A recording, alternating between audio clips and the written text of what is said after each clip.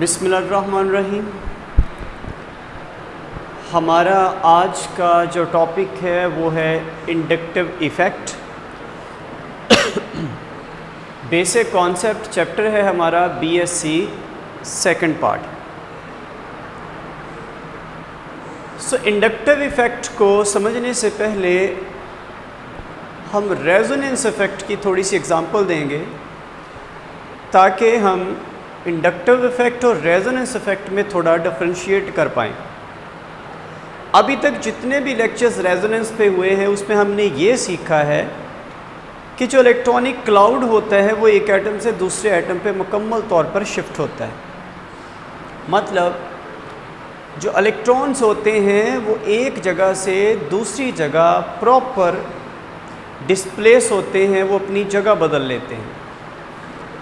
लेकिन यहाँ पे ये याद रखिएगा, जब हम बात इंडक्टिव इफ़ेक्ट की करेंगे तो प्रॉपर ट्रांसफॉर्मेशन ऑफ इलेक्ट्रॉन नहीं होगी, बल्कि जो इलेक्ट्रॉन्स होंगे वो अपनी जगह से थोड़ा सा खिसकेंगे लेकिन दूसरे पे मुकम्मल तौर पर ट्रांसफ़र नहीं होंगे, अपनी जगह छोड़ के किसी दूसरे दो एटम्स के दरमियान शिफ्ट नहीं होंगे। इसीलिए जो इंडक्टिव इफ़ेक्ट होता है, चाहे वो डोनेटिंग हो चाहे वो विदड्रॉइंग हो, contrary to resonance effects withdrawing and donating, inductive effect का असर हमेशा कम होता है as compare to resonance. Inductive effect को समझने से पहले ये बात क्लियर हो चली, इसका वाज़ेह डिफरेंस होगा रेजोनेंस के साथ। इलेक्ट्रॉन की प्रॉपर ट्रांसफॉर्मेशन नहीं होगी। इस बात को सीखने के बाद हम अपनी पहली एग्जांपल पे आते हैं। हमारे पास जो पहला कंपाउंड है वो है इथाइल क्लोराइड, या आप इसको क्लोरोइथेन भी बोल सकते हैं। तो इस पूरे स्ट्रक्चर में जो क्लोरीन है उसका जो बॉन्ड इस कार्बन के साथ है ये पोलराइज्ड बॉन्ड बनता है, क्योंकि क्लोरीन जो है वो हैलोजन से बिलोंग करती है और हैलोजन जो होते हैं वो ज़्यादा इलेक्ट्रोनेगेटिव होते हैं एज़ कम्पेयर टू कार्बन। ज़्यादातर जो हैलोजेंस हैं जैसे फ्लोरीन, क्लोरीन। अब क्लोरीन जो है इसकी इलेक्ट्रोनेगेटिविटी कार्बन की निस्बत ज़्यादा है, इसलिए ये बॉन्ड पोलर हो जाएगा, यानी कार्बन और क्लोरीन के दरमियान का जो इलेक्ट्रॉनिक क्लाउड है वो थोड़ा सा पुल हो जाएगा क्लोरीन की तरफ।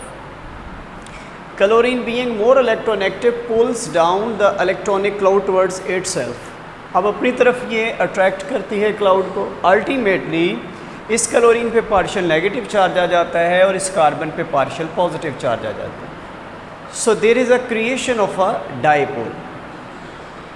अब ये जो डायपोल है, जब इस कार्बन के पास इलेक्ट्रॉनिक क्लाउड की कमी हुई तो इस खिफ़त को मिटाने के लिए या इस कमी को पूरा करने के लिए ये अपने साथ वाले कार्बन कार्बन बॉन्ड के जो क्लाउड होते हैं इनको, या इलेक्ट्रॉनिक क्लाउड है या इलेक्ट्रॉन्स होते हैं, इनको अपनी तरफ अट्रैक्ट करता है। अल्टीमेटली जो इलेक्ट्रॉनिक क्लाउड की कमी इस पे क्लोरीन ने पैदा की, ये इस कमी को पूरा करने के लिए इस कार्बन से सहारा लेगा। पहले ये ख़ुद पार्शियल पॉजिटिव हुआ था, अब अपनी पार्शियल पॉजिटिविटी को शिफ्ट कर देता है अपने साथ वाले कार्बन पे। इस तरह एक डायपोल जो है उसने दूसरे डायपोल को क्रिएट किया। इस तरह के इंडक्टिव इफ़ेक्ट को, जो कि क्लोरीन के क्लाउड को विदड्रॉ करने की वजह से पैदा हुआ, इसको हम डायपोल विदड्रॉइंग इंडक्टिव इफ़ेक्ट बोलेंगे। This is the inductive effect. अब देखें ये सिग्मा बॉन्ड है, ये भी सिग्मा बॉन्ड है, लेकिन जो इंडक्टिव इफ़ेक्ट है वो इस क्लोरीन और इस कार्बन के दरमियान ज़्यादा है, क्योंकि ये कार्बन सेंटर के ज़्यादा करीब है। जो विदड्रॉइंग सेंटर है क्लोरीन इसके ज़्यादा करीब है, तो मैंने यहाँ पे डबल एरो लगाई है और यहाँ पे सिंगल एरो लगाई है। जैसे जैसे आप डिस्टेंस बढ़ाते चले जाएंगे तो जो खिंचाव है क्लाउड में वो कम से कम होता चला जाएगा, यानी सबसे ज़्यादा जो खिंचाव है वो हमें क्लोज़र टू सेंटर महसूस होगा, और क्लोरीन इस मॉलिक्यूल में वो सेंटर है which is creating inductive effect. अब इस इंडक्टिव इफ़ेक्ट को जानने के बाद हम एक और एग्ज़ाम्पल पे जाएंगे। हमारे पास ये मॉलिक्यूल है जिसमें एक नाइट्रोजन जो है 2 अल्काइल ग्रुप से अटैच है और 7 इथाइल ग्रुप है। सो ये डाई अल्काइल एमाइन है, इथाइल डाई अल्काइल एमाइन।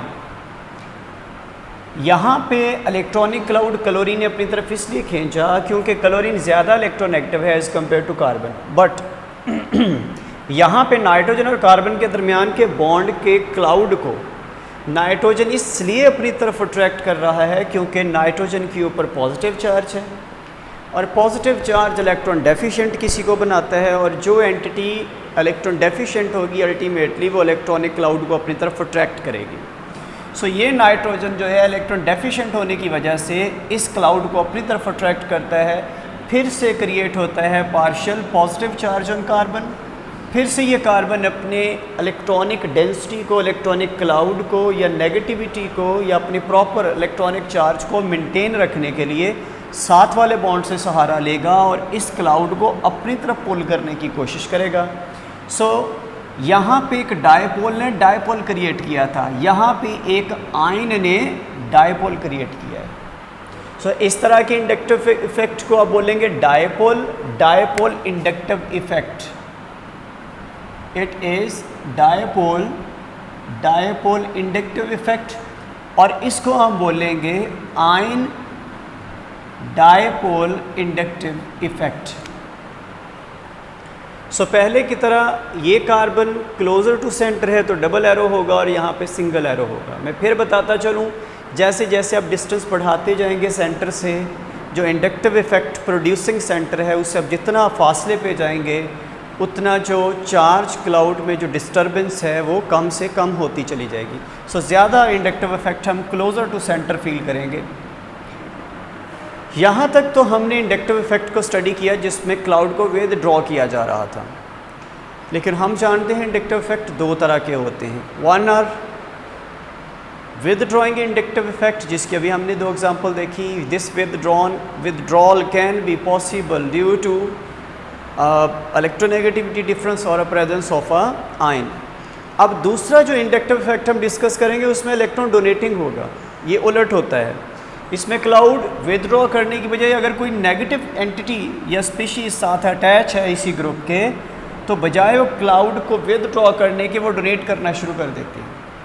अब जैसे डोनेशन होगी, पहले इस पे पार्शियल पॉजिटिव आ रहा था, now it will get partial negative, और ये पार्शियल नेगेटिव जब होगा इस कार्बन को ज़्यादा इलेक्ट्रॉनिक क्लाउड फील होना शुरू होगा, तो ये अपने साथ वाले कार्बन को थोड़ा सा क्लाउड शिफ्ट कर देता है, it will also become partial negative. So यहाँ पे भी वही केस होगा, जितना सेंटर के करीब होंगे पार्शियल नेगेटिव चार्ज को ज़्यादा फील किया जाएगा, जैसे जैसे फासला बढ़ेगा इस पार्शियल नेगेटिव चार्ज में कमी होती चली जाएगी। सो this was the inductive effect withdrawing, this is the donating inductive effect, और बिल्कुल ऐसे यहाँ पे नज़र आएगा आपको। यहाँ पे ऑक्सीजन एक आयन था, लेकिन यहाँ पे जो CH3 है ये अल्टीमेटली माना जाता है अल्काइल ग्रुप के ये डोनेटिंग ग्रुप्स होते हैं। ये भी बताता चलूँ ये डोनेटिंग ग्रुप क्यों होते हैं। पिछले लेक्चर में मैंने आपको हाइपर कंजुगेशन का कॉन्सेप्ट दिया था। माना जाता है अल्काइल ग्रुप में carbon to hydrogen hyperconjugation मुमकिन है, जिसको नो बॉन्ड रेजोनेंस कहते हैं। इस वजह से अल्काइल ग्रुप को माना जाता है they have donating inductive effect. तो ये भी डोनेट करता है, first carbon partial negative, then the second partial negative again. So 2 example हुई इलेक्ट्रॉन विदड्रॉइंग इंडक्टिव इफेक्ट की, 2 एग्जांपल हुई इलेक्ट्रॉन डोनेटिंग इंडक्टिव इफेक्ट की। सो फिर से बताता चलूँ, जो इंडक्टिव इफेक्ट है उसमें no actual transformation of electron, electron transfer नहीं होते। जैसे ये देखिए, अगर यही रेजोनेंस होती तो ये क्लाउड इधर होता, ये बॉन्ड डबल हो जाता, लेकिन क्योंकि इसके साथ कोई रेजोनेट करने वाला फर्दर अनसैचुरेटेड ग्रुप नहीं, तो रेजोनेंस तो नहीं होती, बट इंडक्टिव इफेक्ट ज़रूर होता है नेगेटिव चार्ज की मौजूदगी की वजह से। सो इसमें नेगेटिव चार्ज शिफ्ट नहीं होता, तो ट्रांसपोर्टेशन ऑफ नेगेटिव चार्ज नहीं होती, ट्रांसपोर्टेशन ऑफ इलेक्ट्रॉन्स नहीं होती, बस थोड़ा क्लाउड का डिफरेंस होता है, अपनी पोजीशन बदल लेते हैं इलेक्ट्रॉन। यानी वो इलेक्ट्रॉन जो यहाँ पे इन दोनों के सेंटर में थे अगर कार्बन होता ऐसे, लेकिन क्लोरीन के आने से, क्योंकि क्लोरीन ज़्यादा इलेक्ट्रोनेगेटिव है, तो ये क्लाउड थोड़ा क्लोरीन की तरफ पुल हो जाएगा एक डायपोल क्रिएट करने के लिए। तो यहाँ पे इलेक्ट्रॉन इंडक्टिव इफेक्ट में सिर्फ अपनी पोजीशन को चेंज करते हैं, a little bit change in their position, but वो शिफ्ट नहीं होते एक जगह से दूसरी जगह। अब इंडक्टिव इफेक्ट में जैसे मैंने आपको बताया कि दो तरह का इंडक्टिव इफेक्ट है, इलेक्ट्रॉन डोनेटिंग है, इलेक्ट्रॉन विदड्रॉइंग है। तो इसी तरह हमारे पास ग्रुप्स भी दो तरह के होंगे, जो या तो विदड्रॉइंग इंडक्टिव इफेक्ट क्रिएट कर रहे होंगे या डोनेटिंग इंडक्टिव इफेक्ट क्रिएट कर रहे होंगे। तो मैंने यहाँ पे कुछ ग्रुप्स यहाँ पे लिखे हैं, जैसा कि इलेक्ट्रॉन विदड्रॉइंग ग्रुप्स। यहाँ याद रखिए इलेक्ट्रॉन विदड्रॉइंग ग्रुप्स में आई के साथ नेगेटिव लिखा जाता है, और डोनेटिंग ग्रुप्स में आई के साथ पॉजिटिव रुझान होता है देने का, डोनेट करने का, तो यहाँ पे प्लस लिखा जाता है। या आप इसको इस सेंस में याद कर लें कि डोनेट करने के बाद वो खुद से स्पीशी थोड़ा पॉजिटिव फील करेगी अपना क्लाउड देने के बाद, तो इसलिए आई पॉजिटिव का मतलब होता है इलेक्ट्रॉन विदड्रॉइंग, और डोनेट करने के बाद वो पॉजिटिविटी फील करेगी अपने क्लाउड को किसी को देने के बाद, इसलिए आई प्लस। और विदड्रॉ करने पे वो खुद पे ज़्यादा क्लाउड को महसूस करेगी, तो आई नेगेटिव ये हो जाएगा। सो इलेक्ट्रॉन विदड्रॉइंग ग्रुप्स में अक्सर आपको ऐसे ग्रुप्स नज़र आएंगे जिनमें जिस जगह पे बॉन्ड कनेक्ट हो रहा है उसके साथ कुछ अनसैचुरेशन आपको नज़र आएगी। जैसे ये देखिए, या तो प्लस चार्ज होगा, पॉजिटिव चार्ज हमेशा विदड्रॉ करेगा क्योंकि इलेक्ट्रॉन डेफिशिएंट है। पहले 3 एग्जाम्पल में आपको पॉजिटिव चार्ज नज़र आ रहा है, तो ये विदड्रॉइंग इसलिए हैं क्योंकि ये इलेक्ट्रॉन डेफिशिएंट हैं, इसलिए वो इलेक्ट्रॉनिक क्लाउड को अपनी तरफ विदड्रॉ करेंगे। इससे आगे अगर आप देखें तो जो मेंबर या जो एलिमेंट बॉन्ड के साथ कनेक्टेड होगा उसके साथ कोई अनसैचुरेशन होगी, जैसे ये ट्रिपल बॉन्ड है, ये ट्रिपल है, ये डबल है, तो यहाँ पे भी ऐन मुमकिन है कि अनसैचुरेशन अटैच होने की वजह से ये विदड्रॉइंग है, जैसे हमने रेजोनेंस इफेक्ट में देखा था। या ये जो हाईली इलेक्ट्रोनेगेटिव एलिमेंट्स अटैच हों और इनके ऊपर चार्ज ना हो। अगर नेगेटिव चार्ज मैं इस OH के ऊपर लिख दूँ, ये विदड्रॉइंग की बजाय डोनेटिंग हो जाएगा, या यहाँ पे नेगेटिव चार्ज लिख दूँ। अगर तो ये न्यूट्रल है तो ये विदड्रॉइंग इफेक्ट रखेंगे, बिकॉज ऑक्सीजन बजाते खुद अच्छा खासा इलेक्ट्रोनेगेटिव एलिमेंट है, वो विदड्रॉ करना पसंद करेगा।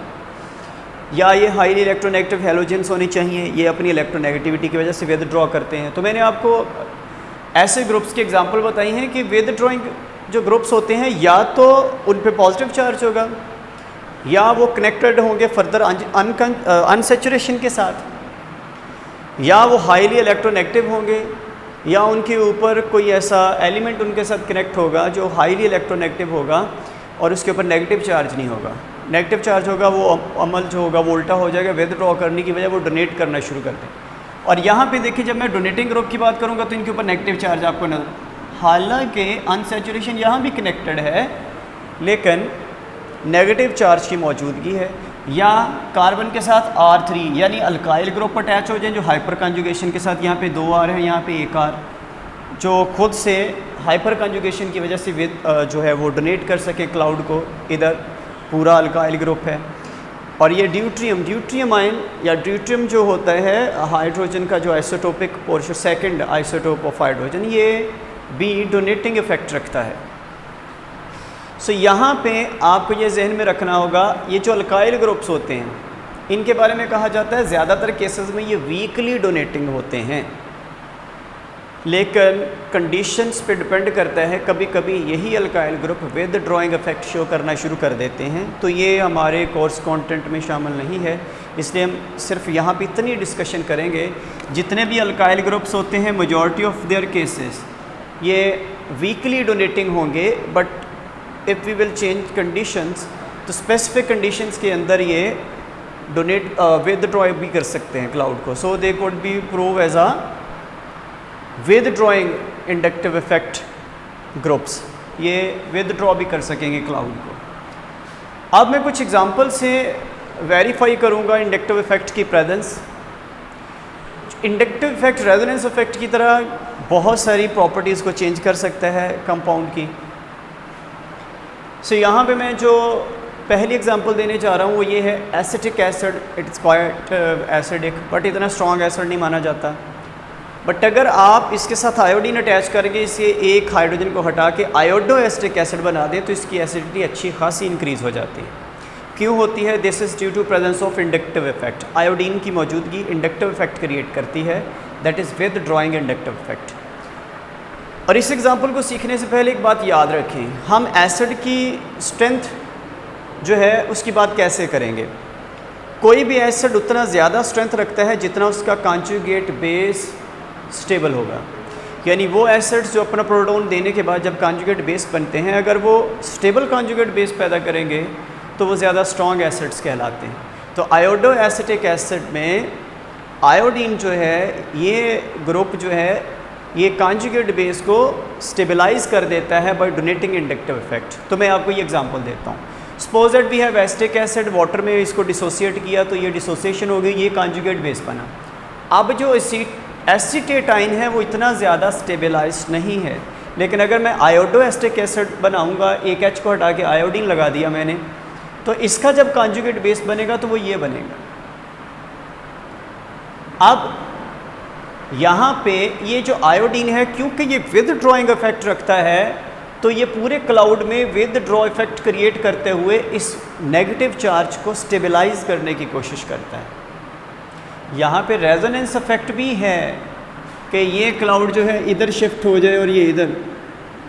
रेजोनेंस इफेक्ट के होने के साथ साथ इस आयोडीन की मौजूदगी जो विद ड्रॉइंग इंडक्टिव इफेक्ट है वो क्रिएट करती है, जिस वजह से ये ऑक्सीजन पे जो नेगेटिव चार्ज है वो स्टेबलाइज्ड होने में उसे और आसानी हो जाती है।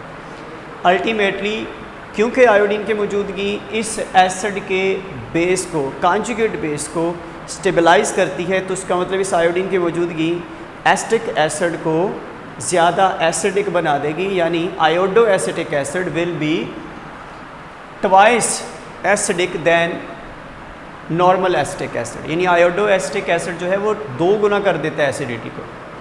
सो अगर मैं फिर इस आयोडीन की जगह क्लोरीन लगा दूं तो क्लोरीन आयोडीन से भी ज़्यादा इलेक्ट्रोनेगेटिव है। अल्टीमेटली इस आयोडीन की जगह क्लोरीन का होना ये और ज़्यादा इंडक्टिव इफेक्ट के साथ, विद ड्रॉइंग इंडक्टिव इफेक्ट के साथ और ज़्यादा कॉन्जुगेट बेस को स्टेबल करेगा, because chlorine is more electronegative as compare to iodine. वो ज़्यादा क्लाउड को अपनी तरफ अट्रैक्ट करने की सलाहियत रखता है। तो क्लोरीन की मौजूदगी क्या करती है, और ज़्यादा एसिडिक बना देगी। So chloro acetic acid is twice acidic then iodo acetic acid. तो क्लोरो और ज़्यादा बढ़ा देगा एसिडिटी को। अगर मैं एक क्लोरो की बजाय ये तीनों हाइड्रोजन हटा के यहाँ पे भी क्लोरीन लगा दूँ और ये दोनों हाइड्रोजन हटा के यहाँ पे भी क्लोरीन लगा दूँ, इसे ट्राई क्लोरो एसिटिक एसिड बना दूँ, तो अब के बाद 3 क्लोरीन जो होंगे इंडक्टिव इफेक्ट से इसको स्टेबलाइज करने की कोशिश करेंगे, और अब के बाद एसिडिटी इतनी इंक्रीज हो जाएगी कि जो ट्राई क्लोरो एसिटिक एसिड है 10⁴ टाइम यानी 10,000 टाइम्स ज़्यादा एसिडिक हो जाता है as compare to acetic acid. यानी 10,000 गुना ज़्यादा स्टेबलाइज कर देता है कॉन्जुगेट बेस को, due to its withdrawing inductive effect, वो इसको स्टेबलाइज करेगा। अब हम यहाँ पे दूसरी एग्जांपल देखेंगे। ये तो थी इंडक्टिव इफेक्ट से प्रॉपर्टी चेंज करना, यानी एसिडिटी को बढ़ा देना, लेकिन इंडक्टिव इफेक्ट एसिडिटी कम भी कर सकते हैं। अब वो डोनेटिंग इफेक्ट के साथ, sorry with drawing inductive effect के साथ नहीं, डोनेटिंग इंडक्टिव इफेक्ट के साथ ये उल्ट काम करेंगे, यानी एसिडिटी बढ़ाने की बजाय एसिडिटी को कम कर देंगे। मसलन ये फॉर्मिक एसिड है, ये एसिटिक एसिड है। यहाँ पे जब इसका कॉन्जुगेट बेस बनेगा, इस H के जाने से ये होगा फॉर्मेटाइन और इसका होगा एसीटेटाइन। तो देखिए ये ज़्यादा स्टेबलाइज्ड है, ये ज़्यादा स्टेबलाइज्ड है। यहाँ पे मैंने बताया था CH3 जो होते हैं अल्काइल ग्रुप, ये डोनेटिंग इफेक्ट रखते हैं। तो ये CH3 डोनेट करेगा क्लाउड को अंदर की तरफ, और इस O नेगेटिव चार्ज को अंदर शिफ्ट होने में ज़रा दिक्कत पेश होगी, यानी ये स्टेबलाइज नहीं हो पाएगा। इस CH3 की मौजूदगी इस O नेगेटिव को स्टेबलाइज होने से रोकती है, डोनेट करके, डोनेटिंग इंडक्टिव इफेक्ट की बुनियाद पे, इसलिए ये स्टेबल नहीं हो पाता, जबकि यहाँ पे कोई ऐसा सीन नहीं, क्योंकि कोई अल्काइल ग्रुप मौजूद नहीं। अल्टीमेटली जो फॉर्मेट आयन है वो ज़्यादा स्टेबल है एज़ कम्पेयर टू एसीटेटाइन। इस वजह से ये जो फॉर्मिक एसिड होता है इस एसिटिक एसिड की निस्बत 10 गुना ज़्यादा एसिडिक होगा, क्योंकि उसका जो कॉन्जुगेट बेस है वो ज़्यादा स्टेबल है। अब एक ही मॉलिक्यूल में इलेक्ट्रॉन विदड्रॉइंग इफेक्ट भी आप देखेंगे और इलेक्ट्रॉन डोनेटिंग इंडक्टिव इफेक्ट भी आप देखेंगे। मसलन मेरे पास मिलोनिक एसिड है, OH C double bond CH2 C double bond OH, ये मिलोनिक एसिड है, डाईओइक एसिड है। जिस वक्त हम पहले ग्रुप की बात करेंगे, यहाँ से आप वाटर के साथ इसके हाइड्रोजन को ले जाना, मतलब वाटर इस H को ले जाना चाहता है, एसिडिक होने की वजह से इसको डिसोसिएट करना चाहते हैं इस H पॉजिटिव को अपने अंदर। अल्टीमेटली ये जो कार्बोनाइल है, और मैंने बताया था जो कार्बोनाइल है वो विदड्रॉइंग होते हैं। एक H के जाने से ये जो पहला कॉन्जुगेट बेस बनता है, इस नेगेटिव चार्ज को ना सिर्फ ये कार्बोनाइल बल्कि ये कार्बोनाइल दोनों स्टेबलाइज करने की कोशिश करते हैं, क्योंकि मैंने बताया था C डबल बॉन्ड O जो है वो विदड्रॉइंग इंडक्टिव इफेक्ट रखता है। ये विदड्रॉइंग इंडक्टिव इफेक्ट रखने की वजह से इस कॉन्जुगेट बेस को स्टेबलाइज कर देंगे। इसका मतलब पहला प्रोटॉन निकलना आसान है, तो जो फर्स्ट प्रोटॉन के निकलने की जो आयोनाइजेशन कांस्टेंट की वैल्यू होती है वो काफ़ी कम होती है, ज़्यादा होती है। अब जब हम दूसरा ये वाला प्रोटॉन निकालने जाएंगे, यही O नेगेटिव अब डोनेटिंग इफेक्ट के साथ सामने आएगा, यानी ये डोनेट करना चाहेगा अपने नेगेटिव चार्ज की वजह से। ये रेजोनेंस के एतबार से भी डोनेटिंग होगा और इंडक्टिव इफेक्ट के एतबार से भी नेगेटिव चार्ज होने की वजह से अंदर क्लाउड को डोनेट करेगा, और इसका जो डोनेटिंग इफेक्ट यहाँ से होते हुए इस O नेगेटिव तक आएगा, यहाँ तक, इस H के निकलने के बाद अगर ये O नेगेटिव बने तो इस कॉन्जुगेट बेस को स्टेबलाइज नहीं होने देगा, यानी इसका एक हिस्सा इसके दूसरे हिस्से को स्टेबलाइज नहीं होने देगा। इसका मतलब ये हुआ, पहला H निकलने के बाद जो मोनो नेगेटिव कॉन्जुगेट बेस बनेगा, ये दूसरे H को निकलने में थोड़ी दिक्कत पेश करेगा, क्योंकि वो जानता है कि दूसरा H निकलेगा तो यहाँ पे भी O नेगेटिव पैदा होगा, और ये जो है डोनेटिंग इफेक्ट के साथ इसको डीस्टेबलाइज करने की कोशिश करेगा। अल्टीमेटली दूसरे प्रोटॉन का निकलना मुश्किल हो जाता है। तो जो पहली आयोनाइजेशन कांस्टेंट है उसकी वैल्यू काफ़ी ज़्यादा होती है, दूसरे आयोनाइजेशन कांस्टेंट की वैल्यू काफ़ी कम होती है। ये वजह है क्योंकि पहले में जो कार्बोनाइल का विदड्रॉइंग इंडक्टिव इफेक्ट इस O नेगेटिव को स्टेबलाइज करता है, जबकि यही O नेगेटिव फिर बाद में डोनेटिंग इंडक्टिव इफेक्ट की बेस पे इस O नेगेटिव को फिर रिपेल करेगा या स्टेबलाइज होने नहीं देगा डोनेटिंग इफेक्ट की बेस पे। अल्टीमेटली जो दूसरा आयोनाइजेशन कांस्टेंट है उसकी वैल्यू कम होगी as compare to the first one. तो यहाँ मैंने लिख दिया 10⁻³ टाइम्स ये कम होता है सेकंड H के निकलने के लिए। जो आयोनाइजेशन कांस्टेंट है उसकी वैल्यू 1000 टाइम्स लेस होती है as compare to the first one. अब सवाल ये पैदा होता है कि एक O नेगेटिव के इंडक्टिव इफेक्ट से 1000 गुना फ़र्क कैसे पड़ा आयोनाइजेशन में। असल में ये अकेला इंडक्टिव इफेक्ट नहीं, यहाँ भी एक और इफ़ेक्ट बिल्कुल पैरेलल काम कर रहा होता है इंडक्टिव इफेक्ट के, इसको हम फील्ड इफेक्ट कहते हैं। अब फील्ड इफेक्ट और इंडक्टिव इफेक्ट बिल्कुल साथ साथ काम कर रहे होते हैं, क्योंकि दोनों काम करते हैं on the base of the polarization. लेकिन इनमें वाज़ेह फ़र्क होता है, एक वो ये है inductive effect through sigma bond काम करता है। इंडक्टिव इफेक्ट के एक जगह से दूसरी जगह शिफ्ट होने के लिए एक मीडियम की ज़रूरत है, वो मीडियम सिग्मा बॉन्ड्स हैं ये वाले। यहाँ से यहाँ तक इंडक्टिव इफेक्ट शिफ्ट हुए सिग्मा बॉन्ड सहारा देते हैं। लेकिन जिस वक्त हम फील्ड इफेक्ट की बात करेंगे तो किसी सिग्मा बॉन्ड की ज़रूरत नहीं।